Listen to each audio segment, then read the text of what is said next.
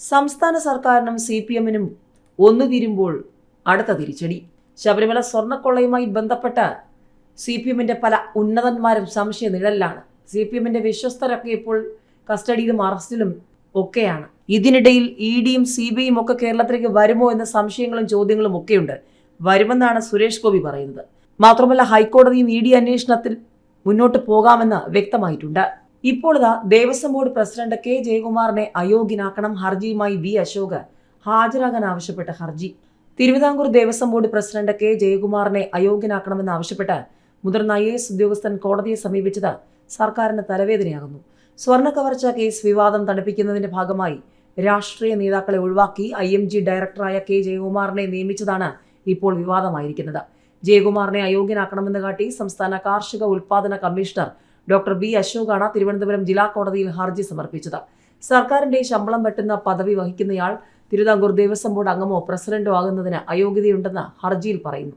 അതേസമയം തന്നെ നിയമിച്ചത് സർക്കാരാണെന്നും സർക്കാർ മറുപടി പറയുമെന്നും K ജയകുമാർ പറഞ്ഞു. IMG ഡയറക്ടർ പദവിയിൽ തുടരുന്നത് പകരക്കാരൻ വരുന്നതുവരെ മാത്രമാണ്. 2 പ്രതിഫലം പറ്റുന്നില്ല. കോടതിയെ കാര്യങ്ങൾ ബോധിപ്പിക്കുമെന്നും ജയകുമാർ പറഞ്ഞു. K ജയകുമാറിനും ദേവസ്വം സെക്രട്ടറിക്കും ഉദ്യോഗസ്ഥ ഭരണപരിഷ്കാര വകുപ്പ് secretary, institute of management in government secretary എന്നിവർക്കും തിരുവനന്തപുരം ജില്ലാ കോടതി നോട്ടീസ് അയച്ചു. 2026 ജനുവരി 15 കോടതിയിൽ ഹാജരാകാനാണ് നോട്ടീസ്.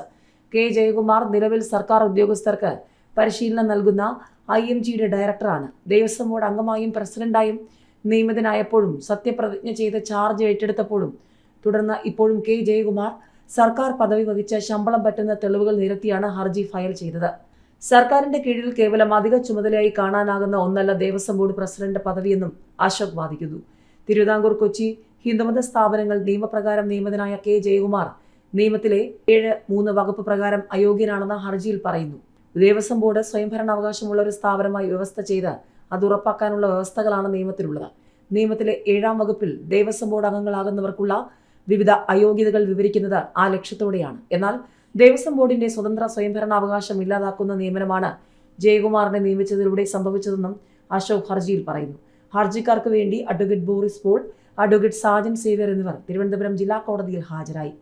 IMG ഡയറക്ടറായുള്ള ജയകുമാറിന്റെ നിയമനം IAS കേഡർ ചട്ടങ്ങൾക്ക് വിരുദ്ധമാണെന്നും നീക്കം ചെയ്യണമെന്നുമുള്ള IAS അസോസിയേഷൻ ഹർജി കഴിഞ്ഞ ദിവസം കേന്ദ്ര അഡ്മിനിസ്ട്രേറ്റീവ് ട്രിബ്യൂണൽ വിധി പറയാൻ മാറ്റിയിരുന്നു.